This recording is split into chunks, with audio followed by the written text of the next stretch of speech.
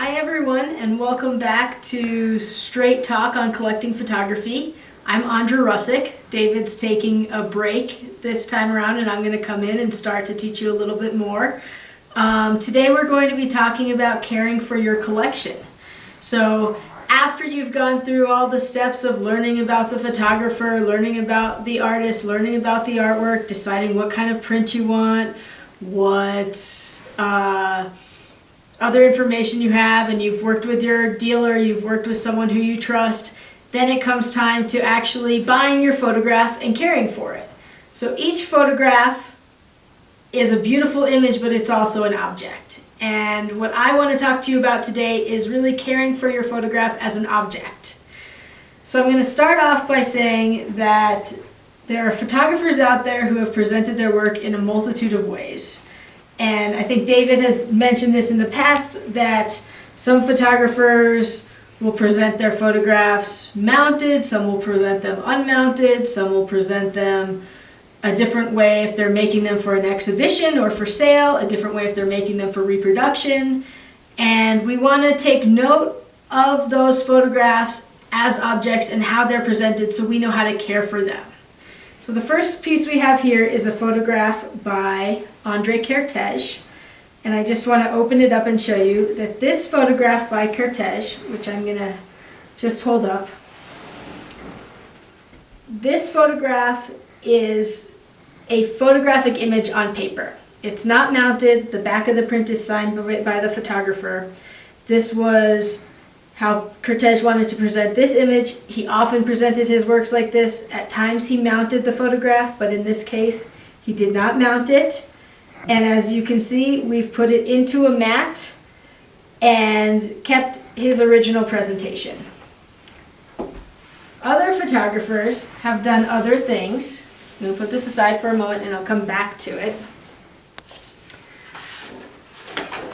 So another good example of a photographer that's presented their work in a different way is Weston. Now Weston, when you look at his work, you're going to find that most often these prints are mounted. And when you're looking at a photograph as an object, you want to realize that this photographic paper is not the complete object. The complete object is everything that you see in my hand right now. It's the mount. And in some cases it might be the frame even. But in the case of this piece, it's mounted. So when we care for this piece, we have to care for the mount as much as we care for the photographic image. There are some artists that, and I'm going to show you this as well, that even go further than mounting their photographs, and they'll mat them. And when they're matting them, give me 1 second, let me put this up here, like this Jerry Ulzman, he matted his photograph. If you look inside, this is a photographic piece of paper again.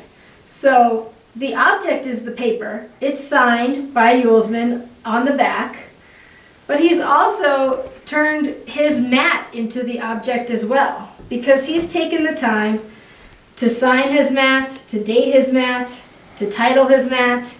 He's also taken the time to actually do the same on the back of the mat. So you could remove the photograph from the mat itself, but in some ways if you do that, you're losing a piece of the object.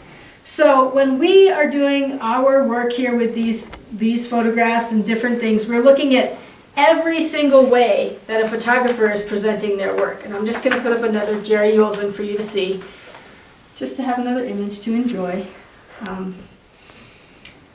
So when we start to take a look at prints by Jerry, by someone else who's done something like this, we want to say, how do we care for this? How do we handle this photograph? And the way that we do that is by thinking about matting, thinking about framing, and thinking how we can do that without doing anything to the object itself. So when we start to think about matting a piece like this Jerry Ulzman, now I think some people would say, okay, well, it's matted, we can just slip it into a frame. I think that at times to make another mat on this piece, is quite helpful because what you're doing is you're protecting the whole mat as an object. So I'm going to show you an example of that as well. And I'm going to take out this minor white print. And I'm going to shuffle between these pieces because I think that going back and forth will be helpful for when we talk about different things. So this is a minor white photograph. I'll hold it up for a second. And as you can see, oh, it slipped right out, but I have it out. Minor white took this print, he took the paper, he mounted it to mat board, and then he put the window mat on over.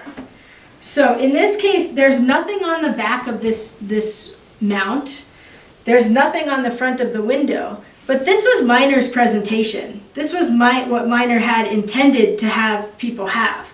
So we're not going to cut off the window mat. We're not going to change anything about this. And instead, what we've done to care for it is we have made a mat for it to go into.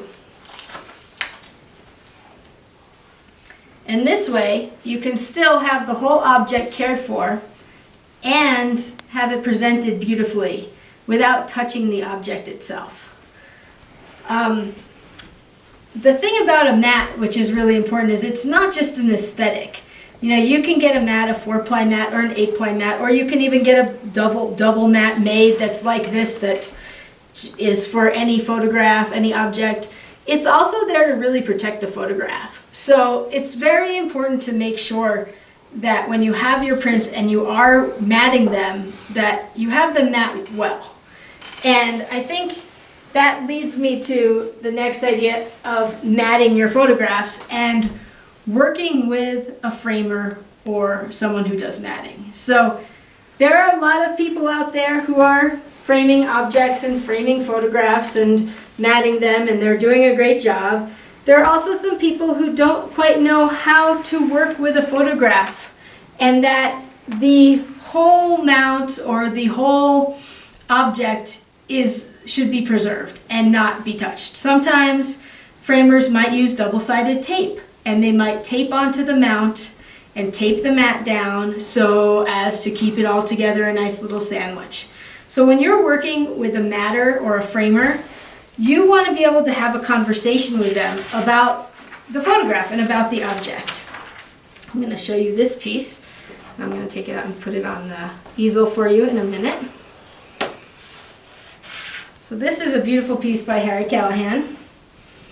And this piece at one point in time was hinged to something. We're not sure what. But if you might not see it in this video, but maybe we'll get a close-up of it. There are pieces of linen tape all around this mount. And so someone put that linen tape on and most likely attached it to a mat board. This is exactly what I'm talking about, where you don't want to have anything on the mount. You want to preserve it. So instead of having someone attach something to the mat board, you want to make sure that they are putting this object down, using corners, using archival tape, and using acid-free board. So the three key factors in having your photograph matted are acid-free material, because this is paper. Paper can change with acid. I'm sure you've seen it with a number of things. You've probably seen it with your newspaper if it sits out too long. The same effect can happen with a photograph if it sits out too long. If it's pressed against acid, you might end up finding an old photograph that was matted or framed with corrugated board, and on the back you're going to see the corrugated board pattern. That's the acid transferring to the mount or the paper. So we encourage acid-free everything. The other thing is linen tape, acid-free, helpful. Linen tape and tissue are removable. We may not remove this linen tape on this piece.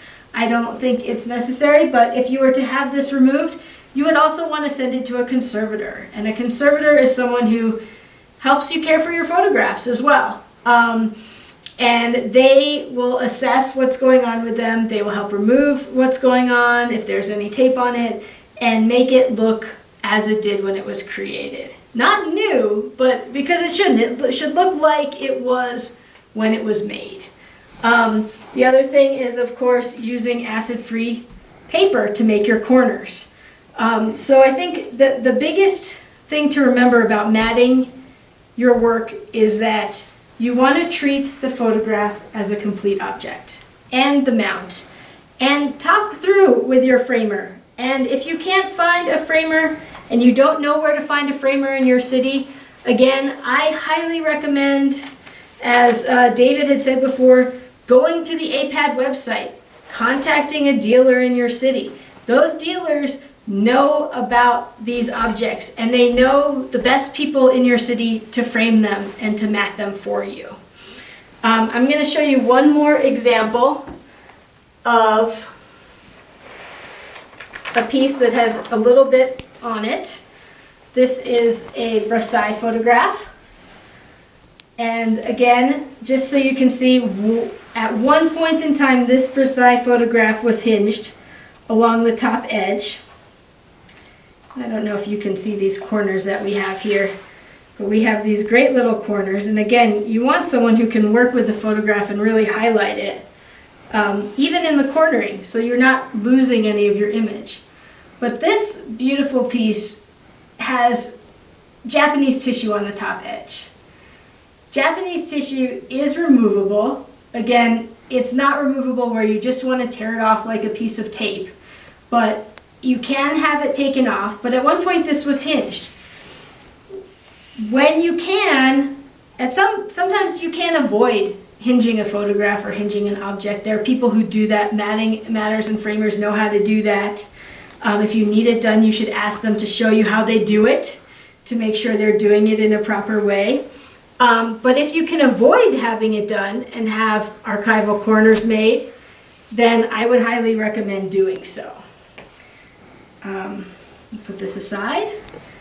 And another thing that I briefly want to talk about is the presentation of showing your artwork. And this is always a personal preference, but I want you to think about it when you're having it matted, when you're framing it, when you're hanging it. You know, you're not just choosing the frame, a black frame, a white frame, a gold frame, a silver frame. You're also choosing how you want people to see your artwork.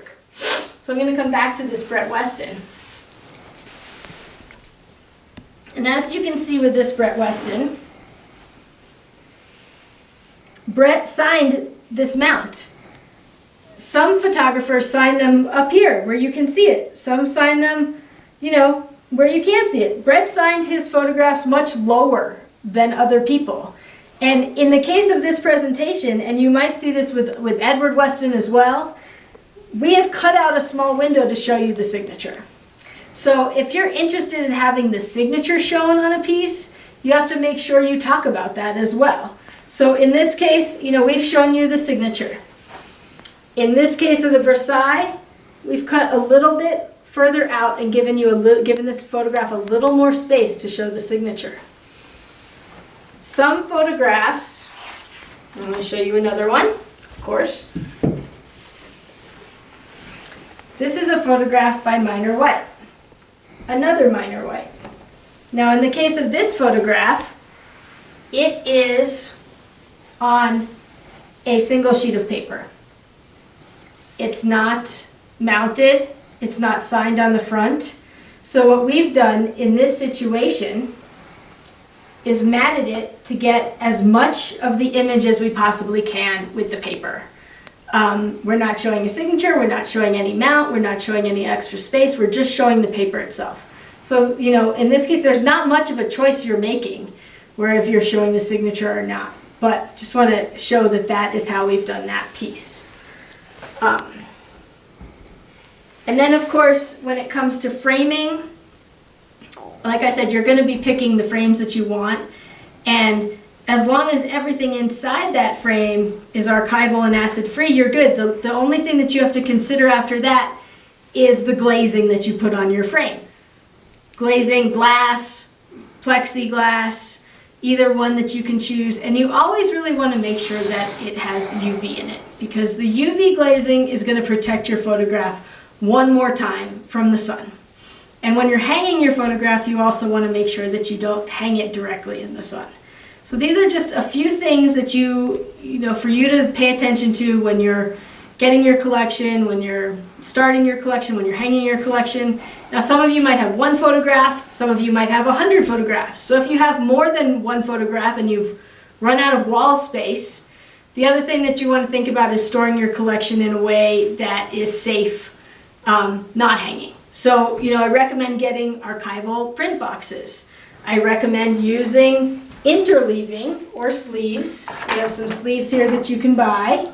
Interleaving, which again, acid-free interleaving, and making sure that the temperature where you're storing your photographs is not too extreme on either direction. The other thing that I thought I would just briefly touch upon is some contemporary photographers, because I've talked about some photographers that's a little more straightforward with the mount and the paper, but we have some contemporary photographers who are doing something a little bit different. So, this is one example. This is John Dugdale.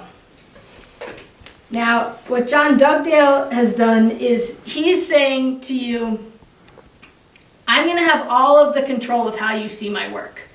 And I'm not going to control just what you see as the image. I'm going to control how you see the entire presentation. And so he has made this cyanotype. He's chosen this glass, which is antique glass. He's built this frame, and he's even, gone to the extent where he has chosen the color of the paper on the back. So John Dugdale is basically putting this out there, and there are some different presentations that he's done, but putting out there that this is how he wants you to see his work, this is how he wants you to hang his work.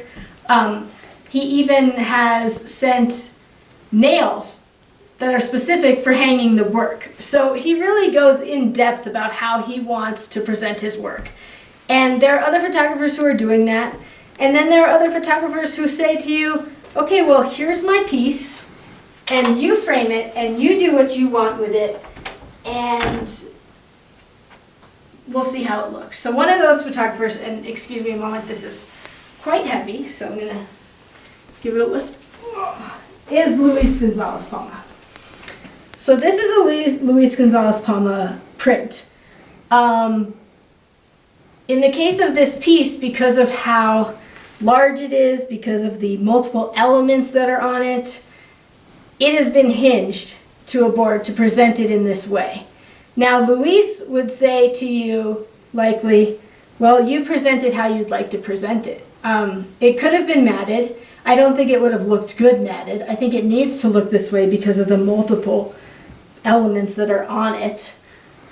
And then you frame it how you want to frame it. This frame was not selected by Luis. It's a very big industrial frame. It looks beautiful on it, but I'm not sure it's what he would have sent this way. So just another example of how some people have decided to present their work.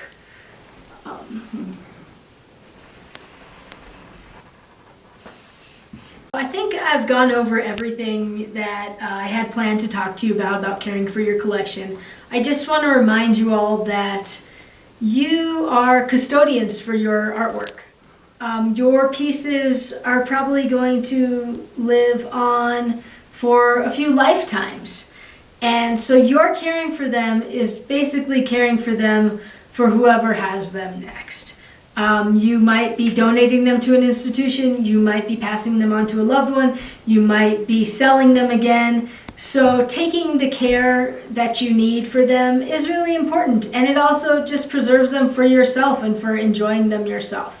So I just want to say to you all, thank you for listening. Please check out our other videos on YouTube. We have a few other videos on collecting photography. Please visit our website at www.photographydealers.com to read our past newsletters, which really go over the history of photography. And I hope you all have a really wonderful holiday season, and please stay safe and stay warm, and we'll see you in the new year.